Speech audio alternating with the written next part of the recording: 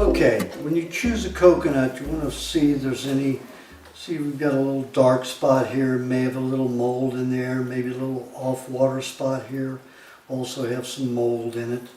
We try to find ones with the least possible spots on them. And then what we will do is try to crack it like an egg, like a hard-boiled egg. You don't want to crack it too fast, you want to break the shell around. Hopefully it'll pull away from the meat.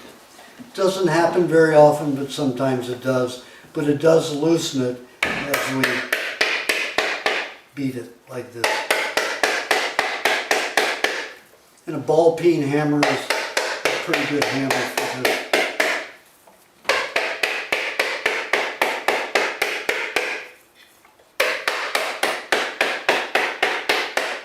Now when this cracks, there's water inside, so I've got to get it over a bowl. There we go, now we crack. So you have to get it over the bowl quickly. So just let the water run out.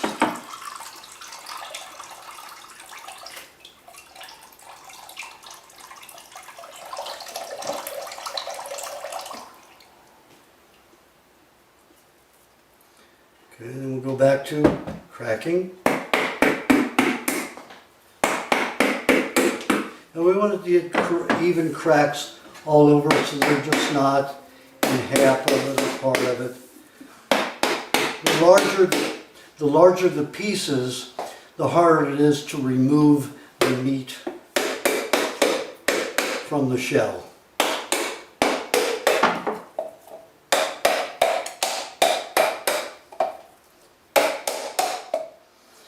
Okay, now so you can see how many places it's cracked all around. So, gloves, make sure you have leather gloves so you don't stab yourself. You've got coconut oil all over these gloves and oyster juice, because that's what I've used these gloves for. So, now what you want to do is get oyster knife that's curved like this. You see at the end, and it gets under between the shell and the meat, and see how easily it pries out. So you have to do that. If you've got a large piece like this, break off what you can. Again, underneath, pry it up. Got a nice chunk there.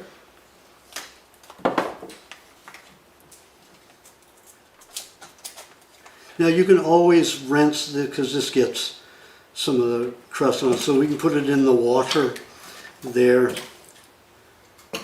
and that'll clean it. See, there's some dirt here. Not going to hurt you, but if you don't want the dirt from the crust, from the shell.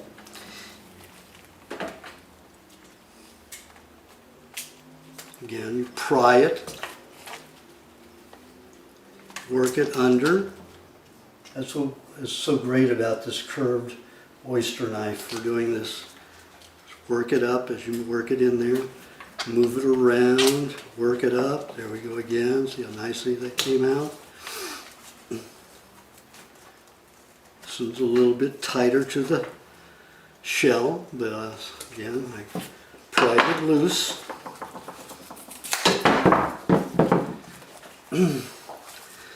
Here, dig in to the side again, pry it. You can move the blade down in there, pry it, so you've got a nice large chunk. Do it again here. Now I suggest that you do about 10 to 15 coconuts. Take, your day off Saturday or Sunday, because this coconut cream will last in a refrigerator about 6 weeks or more. So if you do a lot on one day every 6 weeks, then you won't have to make it frequently. Just takes putting aside one day about every 3 weeks to do this. But you have to do enough of them to last that long. In each coconut if you do it correctly, will give you at least 8 ounces of coconut cream. Now most people will say, wait a minute, I've never gotten that. That's because they don't do it correctly. You've got to make sure your room in which you're juicing when we get to that state is 80 degrees. If it isn't, the coconut cream stays in the fiber of the coconut and doesn't release. So, I mean, if it's like, say, down 72 degrees in your house, when you're juicing, you'll be lucky if you get 3 ounces per coconut. If you get it up to 80 degrees, you're going to have a good 8 ounces or more. And there are other things that I will show you that we're going to do with the coconut. Now you can remove the gloves, and then what we will do is we have to cut it up in chunks. So here I've rinsed them. As you can see, I'm rinsing the pieces in the coconut water. Now if there were some moldy spots on here, I would have to cut off the moldy spots with, like here we have a little discoloration under the skin, so that's a moldy spot. That will turn the coconut cream very sour quickly. Now what we want to do is cut small chunks off of this, because this is going to go into, this is probably the most time consuming right here, is cutting up a whole coconut like this into little bitty sections. You can also cut it like this.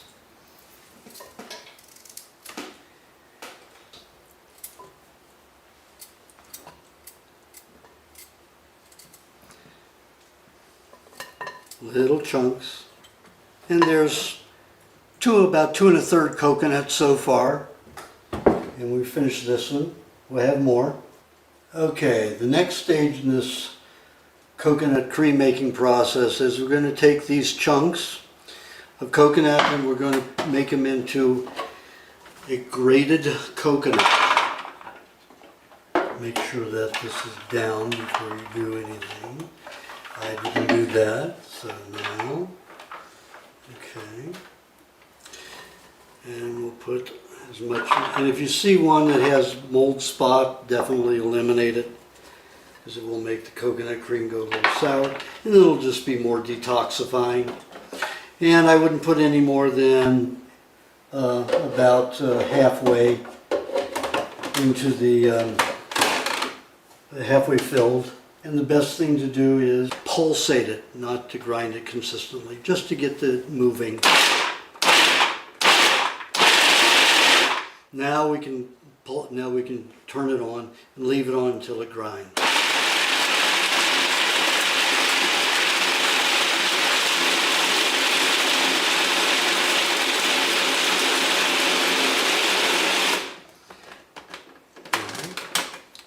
Okay. See how this is grated now? It's going to go through the juicer much easier this way. It won't be so hard. And it won't be so taxing on your gears in your juicer, because you can easily overwork your gears in a juicer. When you're cutting coconut, you're grinding it, juicing it. Again, I found another piece. You see it has some mold on it.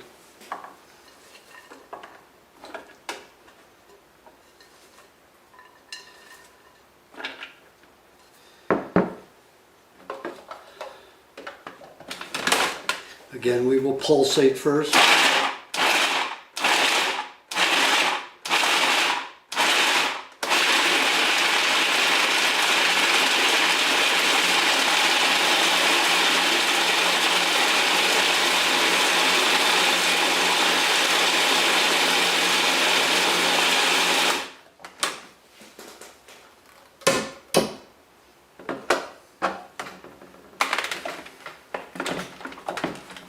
Again.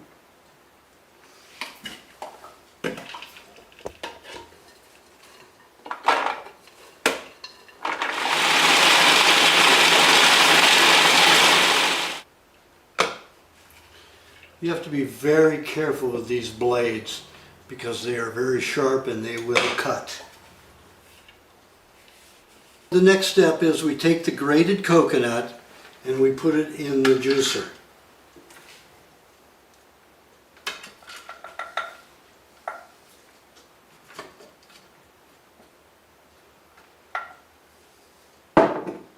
Down. Now this takes a little bit of energy.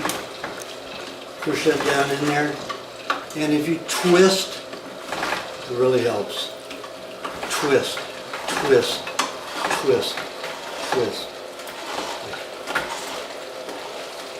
Now the pulp will come out the end and the cream will come out in the center of this particular kind of juicer. Now I like this juicer the best.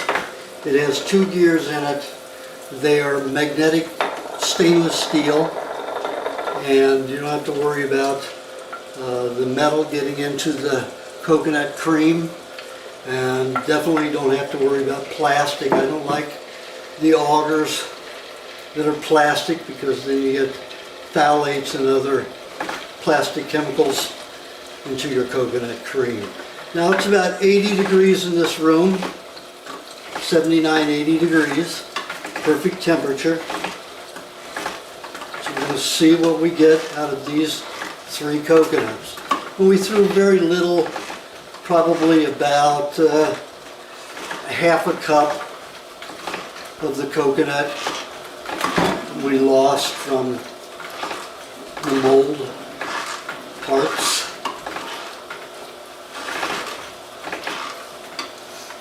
Now sometimes the machine will jam. If that happens, you're going to have to unscrew this. Of course, it wouldn't be running like that. It will be stopped. You need to undo this and maybe unscrew these and let the pulp run out. And it will run out of here if it gets caught. Then we reinsert this. Well, with your finger, clean out any coconut pulp that's sitting in there.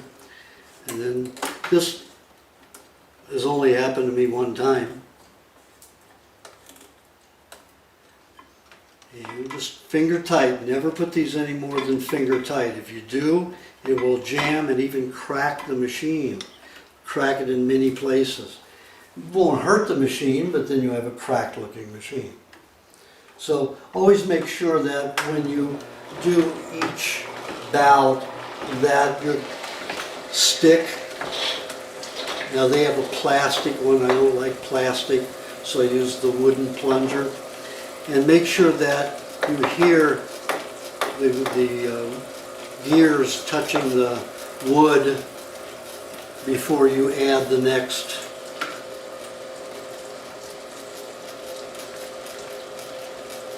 batch to juice. Again, twist, down and twist, down and twist, twist.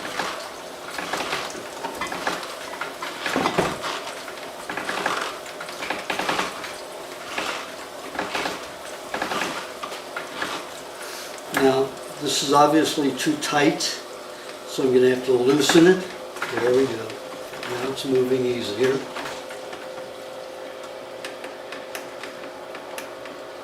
Brush the coconut in the tray down into there so you can move it. Moving better. Now it's moving too fast, so I'm going to tighten it a little bit more. It'll get drier that way.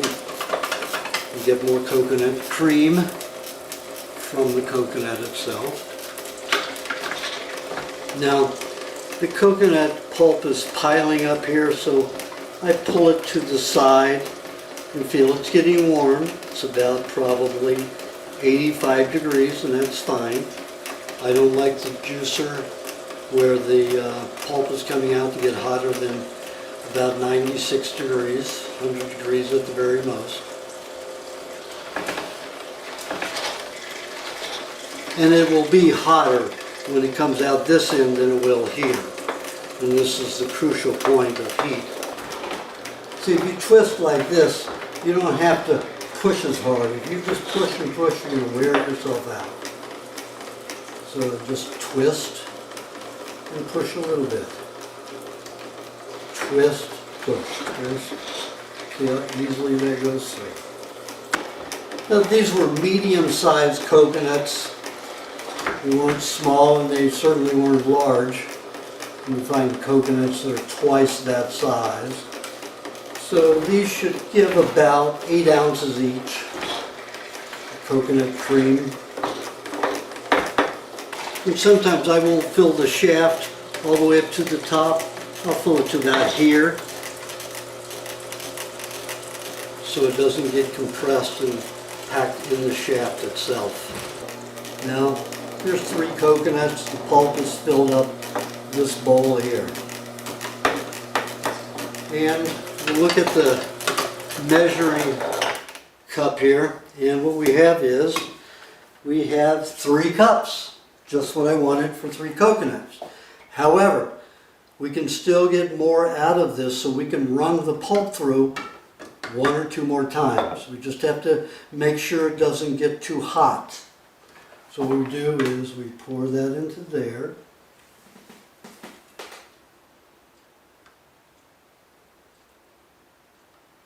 And again, we press down.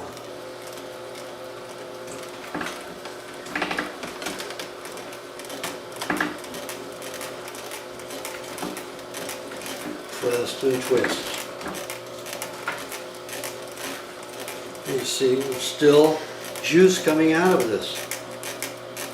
Oh, and if it's warm like it is in this room, you will get more and more juice.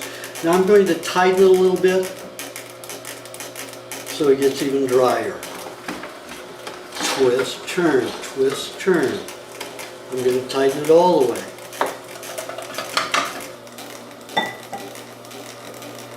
You can always turn this off and just give the motor a relaxing. Now I do this not from the side. I'm doing this from the side to show you how it works. But when I'm doing the juicing myself, I want the motor, now let me show you. I'm going to show you with a meter, a gauge, okay, how high the EMF field is on this machine. See how high that is? See how far away you have to be from this machine? See, if I'm standing at the front of it, that's the best place to be. If you're here, see how much energy comes from the back side. So what I do is when I'm juicing, I juice this way. I juice with it away from me, and I juice like this. So the motor's back here, and as you can see, now,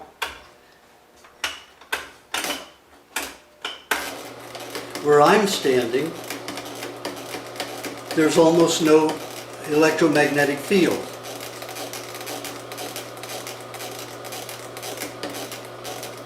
And here, a lot. Back here on me, almost none. So that's where I want to be. And this is a Green Star juicer, the Green Star Gold.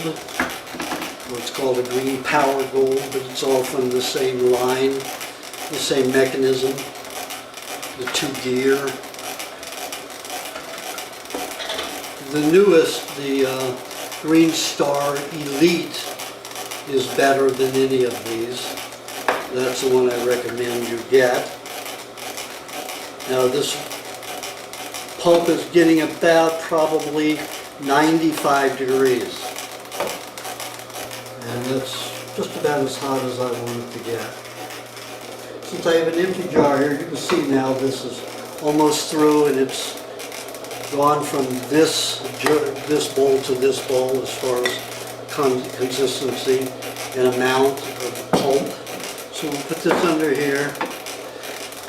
Okay, now this is pretty dry. Here, very dry. I could probably put it through one more time, but it's getting a little warm. I'd have to let this cool down to do that. And I can do that while I'm putting this in jars. Now we have almost 4 cups here. So we almost have a quart out of 3 coconuts. That's exactly what I was expecting when your room is warm and the coconut pulp is warm enough. If the pulp is cold, even though the room is hot, it still will not juice properly. You can see here, 4 cups is here. So we almost have 4 cups of coconut cream. Now there's some ways you can preserve it. You could put a little lime juice in it. Lime juice is a bacterial inhibitor. Lemon juice is a bacterial encourager. That's why it's good to marinate foods with lemon and preserve them with lime. However, I don't really like inhibiting bacterial growth in anything because 99% of digestion, at least 90% of digestion is bacterial, and only about 10% or less is enzymatic and digestive juices. The digestive juices break down larger clumps of food into a liquid form or a smaller pulp form so that the bacteria can infiltrate the food and eat it. Now, the excrement and the secretions from the bacteria is our food. That's how it works. So we want bacteria. The medical profession has it all wrong. They're entirely motivated by the pharmaceutical industry, and the pharmaceutical industry's entire intent is to make money. So if you're not taking medication, if you're well, you're not taking medication, they don't profit. So all of their therapies, their medications are all geared not to get you well, but to continue on medication. Just like cigarette addiction, coffee addiction, they want you drug addicted. So bacteria is your main focus in life. Bacteria, you have 1 human gene to every 150 bacterial genes in your digestive tract. 150 times what your human digestive system has of its own juice. So it's important. Bacteria is all important. The pharmaceutical industry, the medical profession has it backward. They want you sick. We need bacteria. Okay, now what we're going to do is we're going to jar this so it preserves longer. You can see there's some air bubbles in there. You can just shake it as you pour it, and that'll move the air bubbles out of there. And put it almost to the top. When you're doing vegetable juice, you do want to put it all the way to the top. Now this won't make quite, because these are actually 9 ounces rather than 8 ounces. So we're going to be just short of 4 full cups, because like I said, this is more than 8 ounces each one. Okay, so here we've got 3 ounces of, we've got 9 ounces in each of these, and this one will probably fill, a little bit more than halfway. Okay, now what we can do is we can juice some more. We'll take this, put this here, and then we'll put a lid on these and push this down, less air, preserve a little longer. Again, push down as you're tightening it, less air.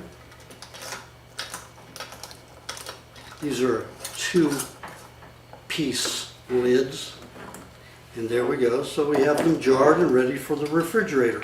Now as these get cold, they will become hardened, so you have to scoop it out. It becomes very hard, just like cold butter does. Now we'll just put the lid on here lightly until we juice some more. So what we'll do is run this pulp through one more time, as we were going to do. I'm going to tighten this because it's coming through very freely and easily. So I want to dry it even more. I want to make sure it's pressed tighter so I get more cream out of it. And everything is cool. This is cooled, everything is cooled. So it's not going to cook anything. It's not going to get it beyond 100 degrees or 98 degrees. I don't like coconut cream to get over 100 degrees. And when you're doing this one day, every 5 to 6 weeks. Take your time and get as much as you can out of it. As you see me doing here. If I can get another half a cup out of here, that's a whole day, because that's what I eat.